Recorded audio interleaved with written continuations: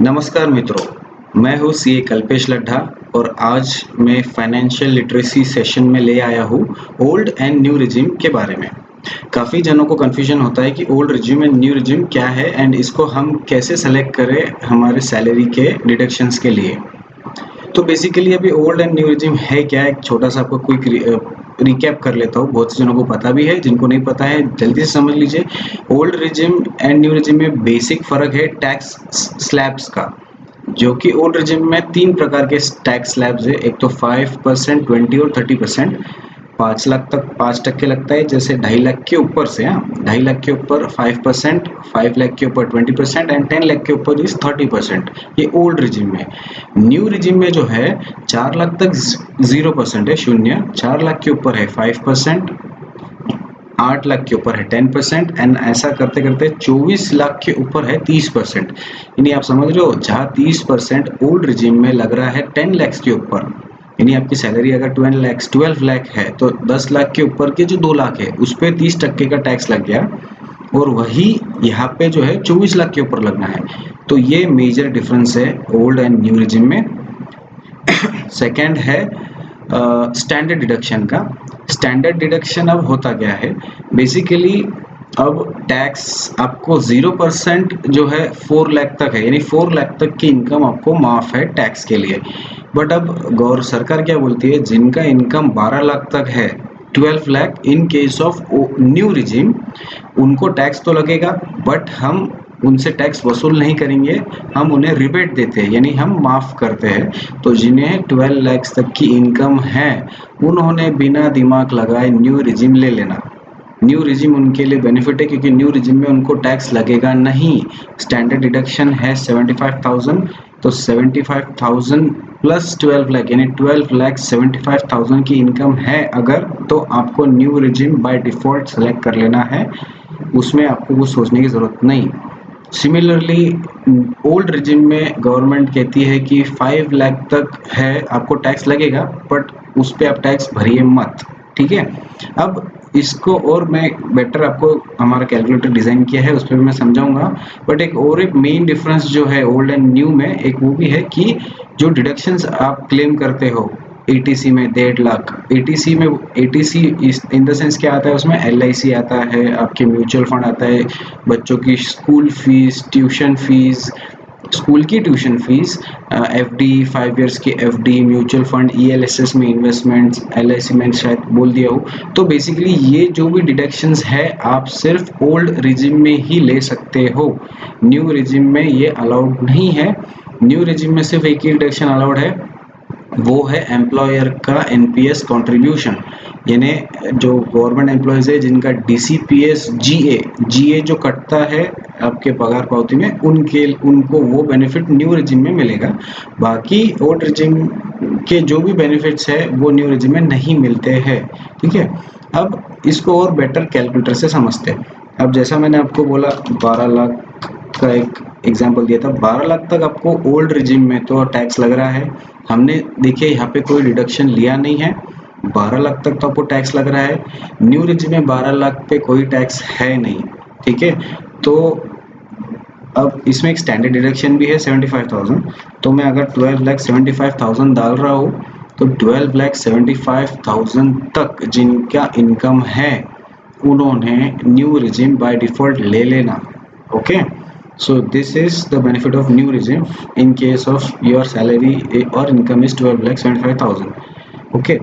Now इसमें interesting part ऐसा है कि अब ये इनकम अगर मैं 25,000 से बढ़ाता हूँ, यानी कितना 13 लाख करता हूँ, तो आपकी टैक्स हो गई 66,000, और ओल्ड में तो बहुत ज़्यादा है, खैर वो छोड़ दो। तो 13 लाख के इनकम पे आपको टैक्स लग गया 66,000।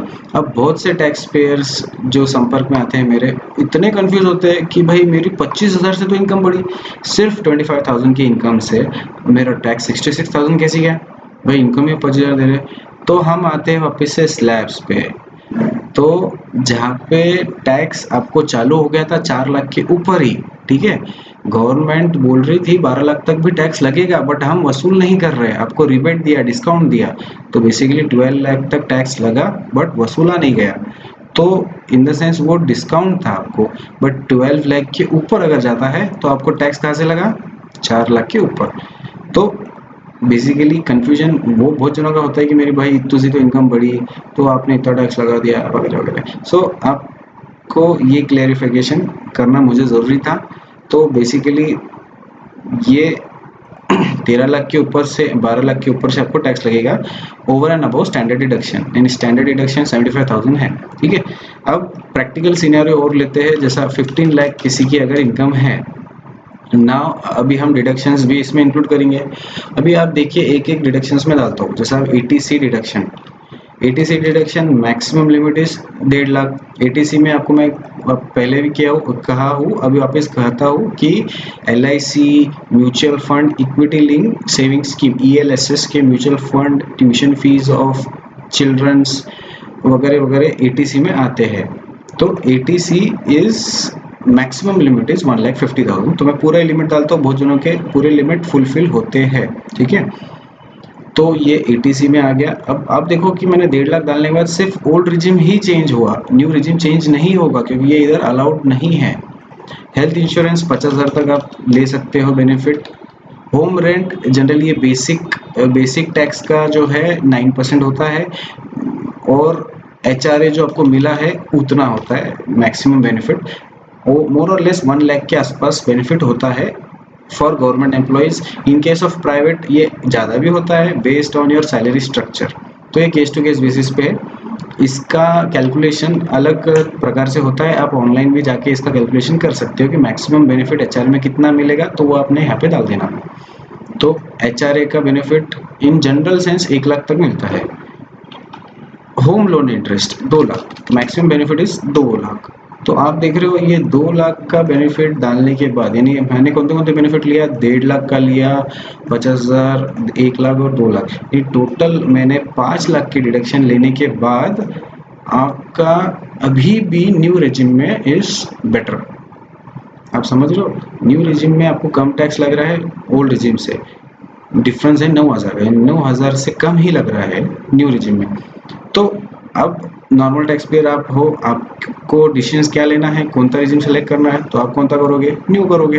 It's a simple thing. ठीक है, अब इसके अलावा भी बहुत से लोगों के डिडक्शंस होते हैं, जो हैंडीकैप्ड है उनको भी डिडक्शन मिलता है, उसमें भी मैक्सिमम डिडक्शन 1,25,000 का है, तो वो डाल देते हैं। तो अब वो डिडक्शन आने के बाद now your tax is less in old regime. Old regime में आपको कम टैक्स लग रहा है बाय 16,000। सो नाउ आपको ओल्ड रिजिम में जाना वर्थ है, अब ओल्ड रिजिम सेलेक्ट करिए। इस प्रकार से ये चीज़ चलेगी। अब और एक लास्ट है एनपीएस इन द सेंस वो DCPS GA for government employees, वो आपको बेनिफिट मिलेगा अप्रोक्सीमेटली 75,000 के रेंज में मिलता है। तो वो अगर डाले तो वो तो बेनिफिट न्यू में मिलेगा एंड ओल्ड में भी मिलेगा, तो वो बेनिफिट दोनों में ही है। तो उसको भी आप डाल के चेक करिए कि आपको कौन सा इसमें मिलना है। यहाँ पे ध्यान रखिए एम्प्लॉयर कॉन्ट्रीब्यूशन है, आप खुद भी जो कॉन्ट्रीब्यूशन करते हो उसका बेनिफिट मैक्सिमम 50,000 होता है, और वो सिर्फ ओल्ड रेजिम में मिलेगा, न्यू रेजिम में नहीं मिलेगा। सेल्फ जो इन्वेस्ट होता है एनपीएस में वो वाला एम्प्लॉयर के थ्रू होता है, तो वो उसका भी लिमिट है 10% ऑफ बेसिक सैलरी का 10% तक मिलता है।